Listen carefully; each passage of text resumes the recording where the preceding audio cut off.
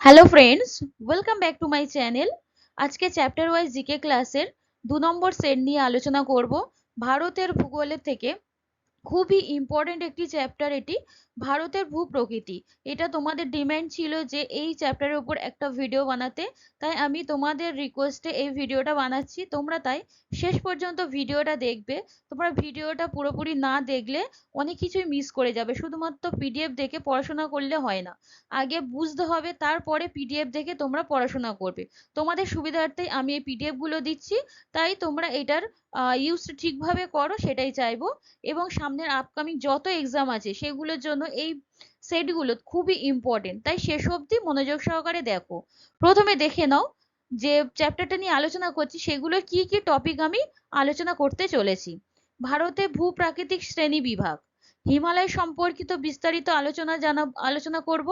ভারতে উচ্চতম শৃঙ্গ সম্পর্কিত প্রশ্ন থাকবে, মাউন্ট এভারেস্ট সম্পর্কিত প্রশ্ন, বিভিন্ন পর্বতের সর্বোচ্চ শৃঙ্গ, ভারতের বিভিন্ন উপকূল, ভারতের বিভিন্ন উপত্যকা, বিভিন্ন গিরিপথ ও ভারতের বিভিন্ন হ্রদ সম্পর্কিত আলোচনা নিয়ে আজকের আমি বিস্তারিত আলোচনা করব। তাহলে দেখো, প্রথম প্রশ্ন, ভূপ্রকৃতিগতভাবে ভারতকে কয় ভাগে ভাগ করা হয়েছে? 3 ভাগে, 4 ভাগে, 5 ভাগে না 7 ভাগে? তাহলে ভূপ্রকৃতির আলোচনা করার আগে তো আমাদের জেনে নিতে হবে যে কয় ভাগে বিভক্ত ভারত। এটা হয়ে যাবে 7 ভাগে। এবার 7 ভাগের নামগুলো আমরা একবার দেখে নেব। উত্তরের পার্বত্য অঞ্চল, ভারতের মরুভূমি অঞ্চল, দাক্ষিণাত্যের মালভূমি অঞ্চল, মধ্য ও পূর্ব ভারতে উচ্চভূমি, উত্তরের সমভূমি অঞ্চল, উপকূলীয় সমভূমি অঞ্চল এবং ভারতীয় দ্বীপপুঞ্জ। নেক্সট প্রশ্ন দেখো, হিমালয় উৎপত্তি হয় কোথা থেকে? আমি স্টেপ ওয়াইজ সব প্রশ্নগুলো রেখেছি যাতে তোমাদের বুঝতে সুবিধা হয়, তোমরা তাই পর পর দেখবে। তাহলে দেখো, অ্যান্সারটা দেখো, ভারত মহাসাগর থেকে, হারসিমরান জিও সিনক্লাইন থেকে, জম্মু কাশ্মীরের নাঙ্গা পর্বত থেকে না নামচা বারোয়া থেকে? হিমালয় উৎপত্তি হয়েছে জম্মু কাশ্মীরের নাঙ্গা পর্বত থেকে।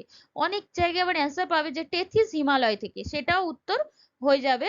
তাহলে তোমার অপশন দেখে অ্যান্সারটা করবে। দেখো, উত্তরের পার্বত্য অঞ্চল, উত্তরের পার্বত্য অঞ্চল কি কি নিয়ে গঠিত? প্রথম যে শ্রেণীবিভাগটা উত্তরের পার্বত্য অঞ্চল, দেখো, হিমালয়, কাশ্মীরের লাদাখ পর্বত শ্রেণী, কারাকোরাম পর্বত শ্রেণী, উত্তর পূর্ব ভারতের উচ্চভূমি বা পূর্বাচল নিয়ে গঠিত এই উত্তরের পার্বত্য অঞ্চল। যেইগুলো ইম্পর্টেন্ট সেই টপিক গুলো নিয়েই শুধু আলোচনা করব। বেশি টপিক নিয়ে গেজিয়ে লাভ নেই, কারণ সামনেই পরীক্ষা। তোমাদের যেটাতে সুবিধা হবে তোমরা শুধু সেইটুকুই পড়াশোনা করো। হিমালয় হলো পৃথিবীর উচ্চতম একটি নবীন ভঙ্গিল পর্বত। এইটাও পরীক্ষাতে আসে। হিমালয় কেমন পর্বত? তাহলে ভঙ্গিল পর্বত তো অবশ্যই, তার সঙ্গে জেনে নিতে হবে এটা নবীন ভঙ্গিল পর্বত। হিমালয় কোথা থেকে উৎপত্তি আর কোথায় কোন পর্যন্ত বিস্তৃত? পশ্চিমে জম্মু কাশ্মীরের নাঙ্গা পর্বত থেকে পূর্বে অরুণাচল প্রদেশের নামচা বারোয়া পর্যন্ত বিস্তৃত এই হিমালয়। এটি পৃথিবীর সর্বোচ্চ পর্বতশ্রেণী তথা ভারতের উঁচু ভূপ্রাকৃতিক অংশ। হিমালয় ভারতবর্ষকে উত্তর, উত্তর পশ্চিম ও উত্তর পূর্ব দিকে ঘিরে রেখেছে। পীর পাঞ্জাল পর্বতশ্রেণীটি কোথায় অবস্থিত? এটা মধ্য হিমালয়ে অবস্থিত। হিমালয় পর্বতমালা কটি দেশের মধ্যে দিয়ে গিয়েছে? সে দেশগুলোর নাম কি? 6টি দেশের মধ্যে দিয়ে গিয়েছে, সেটা দেখো, তিব্বত, ভারত, নেপাল, ভুটান, আফগানিস্তান ও পাকিস্তান। এই 6টি দেশের মধ্যে দিয়ে হিমালয় পর্বতমালা বিস্তৃত হয়েছে। পরের প্রশ্ন দেখো, ভারতের সর্বোচ্চ মালভূমির নাম কি? আমি এমসিকিউটা এই কারণে রেখেছি যাতে তোমাদের কোন প্রশ্ন কোন টপিকের উপর থেকে কিভাবে ঠিক প্রশ্নটা আসে সেটাও তোমাদের জেনে রাখাটা খুবই জরুরি। তাই আমি একটা করে এমসিকিউ রেখেছি, এবার তারপরে তোমাদের সঙ্গে ডিসকাস করব। ভারতের সর্বোচ্চ মালভূমির নাম কি তাহলে? তিব্বত মালভূমি, লাদাখ মালভূমি, পামির মালভূমি না দাক্ষিণাত্য মালভূমি? ভারতের সর্বোচ্চ মালভূমির নাম লাদাখ মালভূমি। দেখো, উত্তরে পার্বত্য অঞ্চলে আরেকটি আরেকটি ভাগ, সেটা কি? লাদাখ মালভূমি। কাশ্মীরের লাদাখ পর্বতশ্রেণীতে অবস্থিত লাদাখ মালভূমি ভারতের সর্বোচ্চ শৃঙ্গ। সরি, এইটা হয়ে যাবে ভারতের নয়, এটা কাশ্মীরের সর্বোচ্চ শৃঙ্গ হবে। কাশ্মীর উপত্যকা পীর পাঞ্জাল ও জাস্কার পর্বতশ্রেণীর মধ্যে অবস্থিত। লাদাখ মালভূমি আর কি নামে পরিচিত? সেটাও জেনে রাখো, শীতল মরুভূমির নামে পরিচিত। উত্তর থেকে দক্ষিণ বরাবর হিমালয় কয় প্রকার? 4 প্রকার, 5 প্রকার, 6 না 7 প্রকার? উত্তর থেকে দক্ষিণ বরাবর হিমালয় যদি ভাগ করা হয় তখন হয়ে যাবে এটা 4 প্রকার। তাহলে উত্তর থেকে দক্ষিণ এই যে শ্রেণী বিভাগটা করেছে সেগুলো দেখো প্রস্থ বরাবর, এটাকে আবার বলা হয় প্রস্থ বরাবর হিমালয়ের বিস্তার কোথা থেকে কোন পর্যন্ত। এই এর উপর ভাগ করে শিবালিক, হিমাচল বা লেজার হিমালয়, হিমাদ্রি, ট্রান্স বা তিব্বত হিমালয়, এইটা হচ্ছে হিমালয়ের প্রস্থ বরাবর এর শ্রেণী বিভাগ। এবং দেখে নাও শিবালিক হিমালয় এটা কোথা থেকে কোন পর্যন্ত আছে, জম্মু কাশ্মীর থেকে অসম পর্যন্ত বিস্তৃত হয়েছে এই শিবালিক হিমালয়। আর হিমাচল বা লেজার হিমালয় এটা কোথা থেকে কোন পর্যন্ত, দক্ষিণে শিবালিক ও উত্তরে গ্রেট হিমালয়ের মাঝে এই হিমালয়টি অবস্থিত।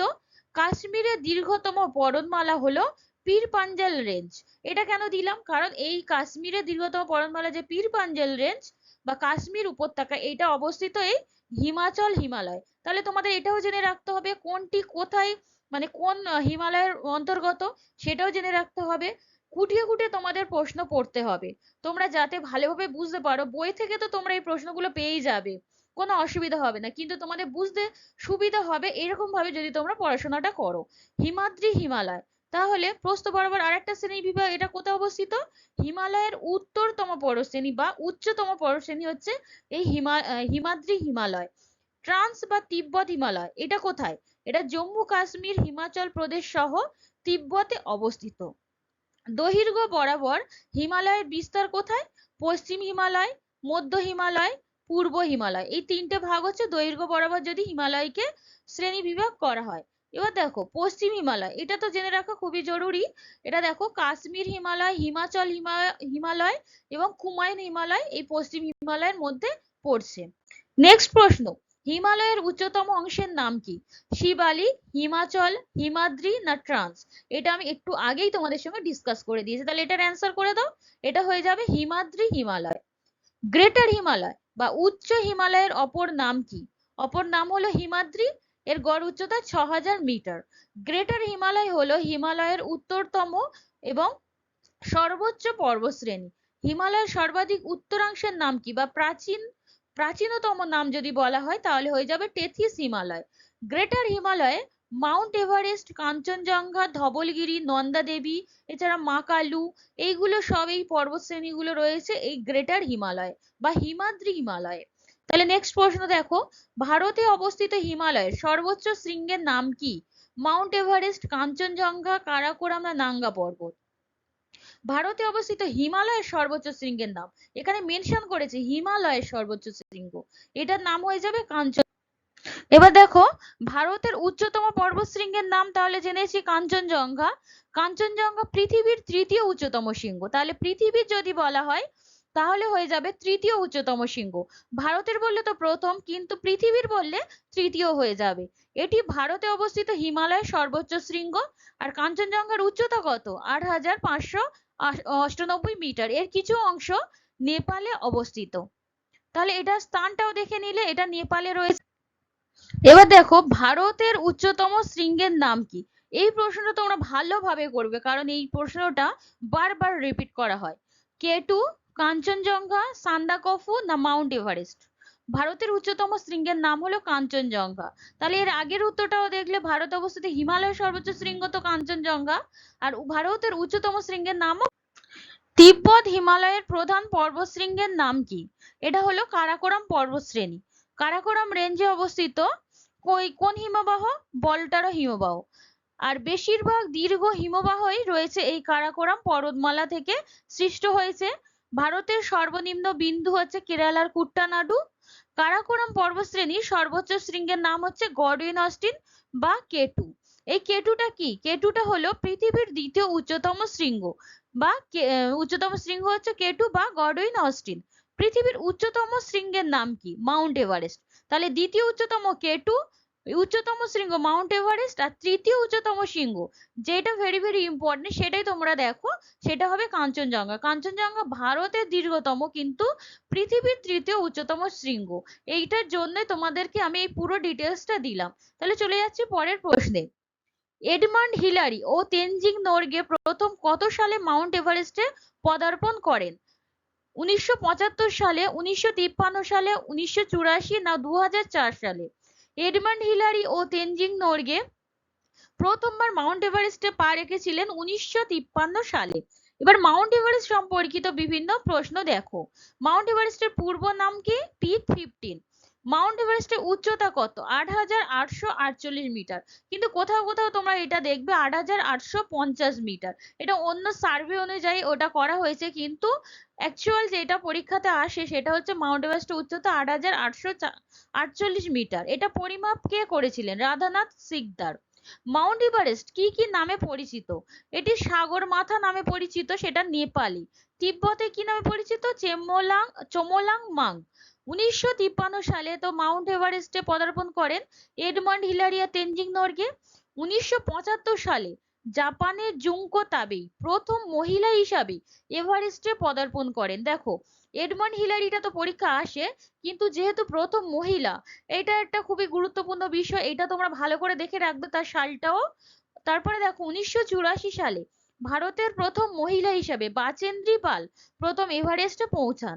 2004 সালে সত্যব্রত দাম প্রথম বাঙালি পুরুষ হিসাবে এভারেস্ট জয় করেছিলেন। আর প্রথম বাঙালি মহিলা হিসাবে কে? সেটা হবে শিপ্রা মজুমদার। কুঙ্গা ভুটিয়া তিনি কে ছিলেন? পশ্চিমবঙ্গের প্রথম মহিলা হিসাবে এভারেস্ট জয় করেছিলেন। এবার চলে যায় নেক্সট প্রশ্নে। কারেওয়া মৃত্তিকা কোথায় দেখা যায়? দুন উপত্যকায়, ভাবর অঞ্চলে, কাশ্মীর উপত্যকায় না কাংড়া উপত্যকায়? কারেওয়া মৃত্তিকা দেখা যায়, কারেওয়া মৃত্তিকা কাশ্মীর উপত্যকায় দেখা যায়। কাশ্মীর উপত্যকাটা কোথায় অবস্থিত? পীর পাঞ্জাল ও উচ্চ হিমালয়ের মাঝে অবস্থিত এই কাশ্মীর উপত্যকা।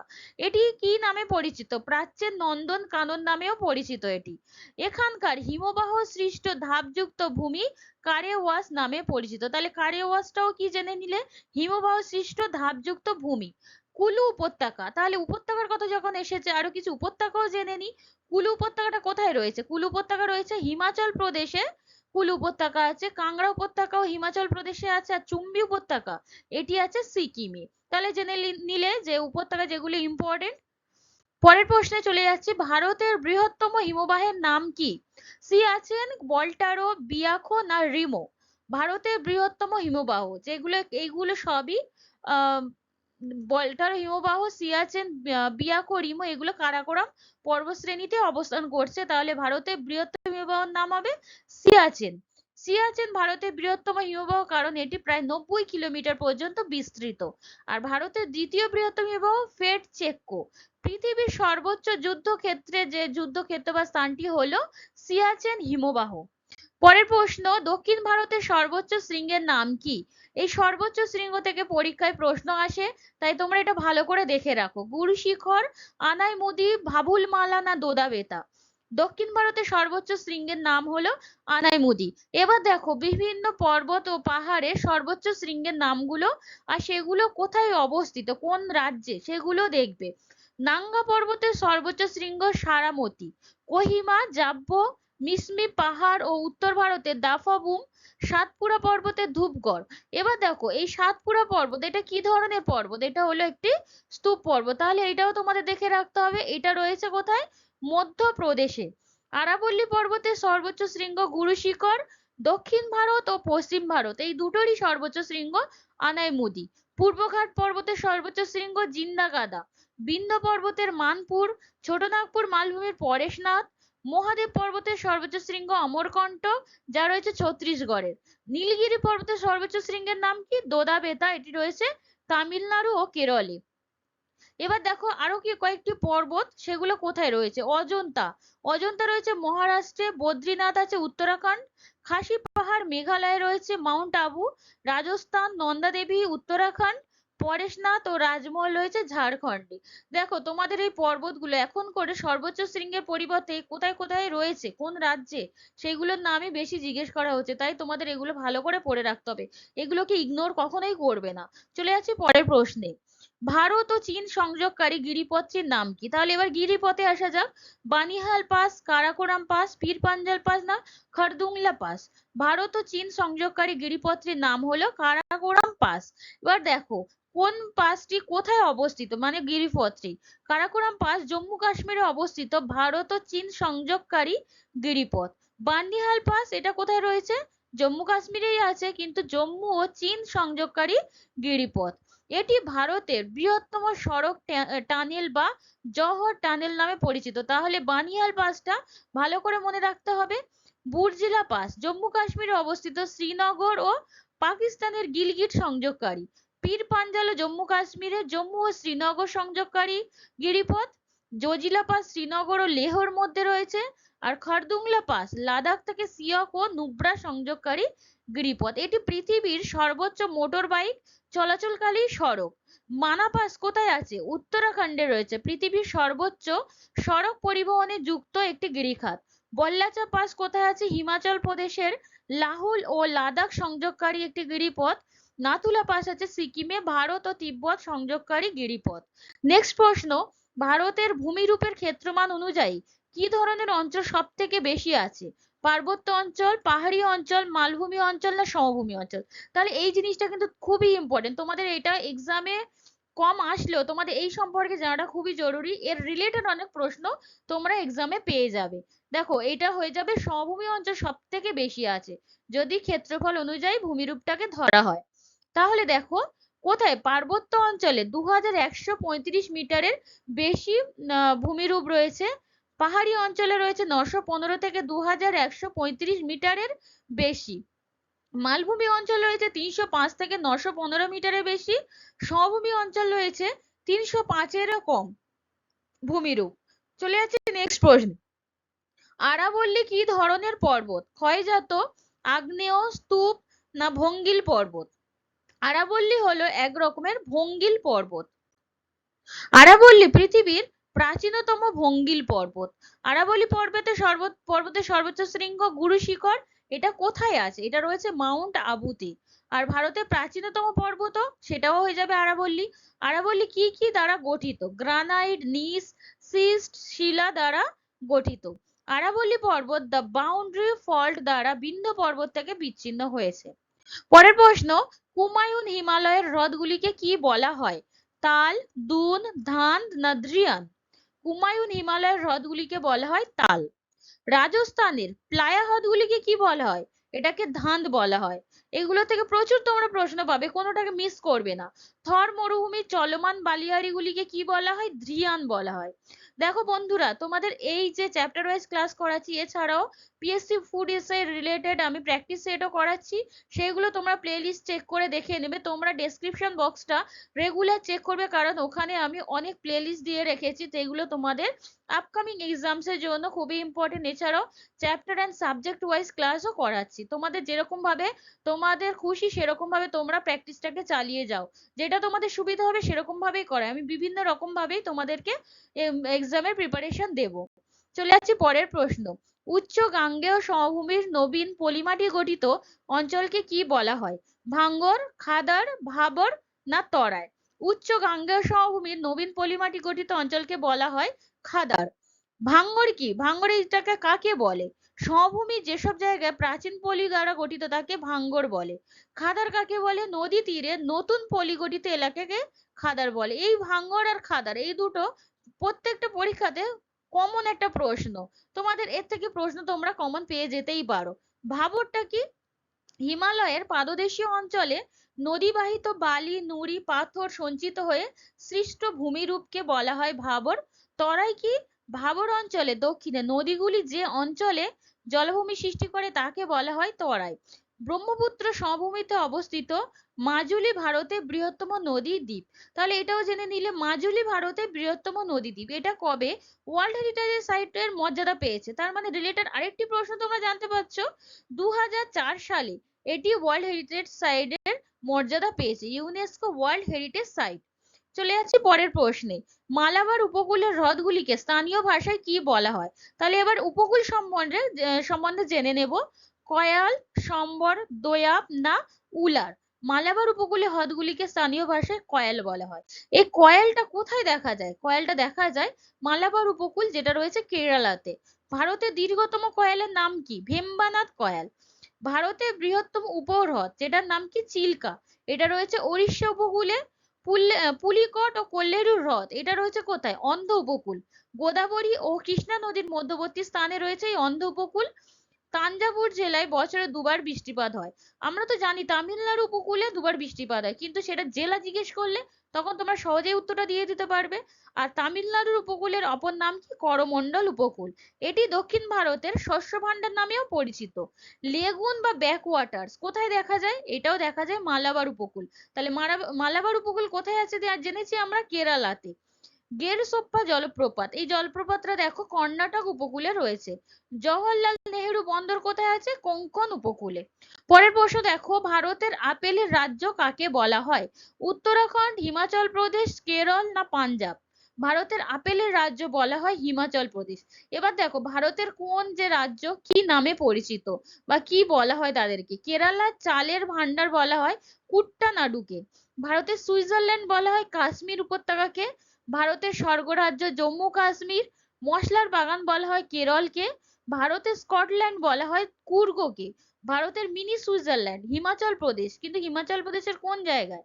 চাম্বার আর খাজ্জারকে বলা হয়। দেবতাদের বাসভূমি হলো উত্তরাখণ্ড।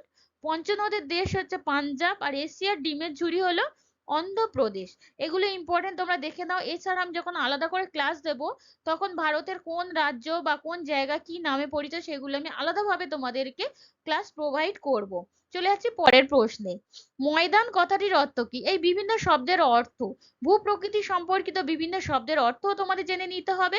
দেখো, পাহাড়ি অঞ্চল, তরঙ্গায়িত উচ্চভূমি, মরুভূমি অঞ্চল না পার্বত্য ভূমি?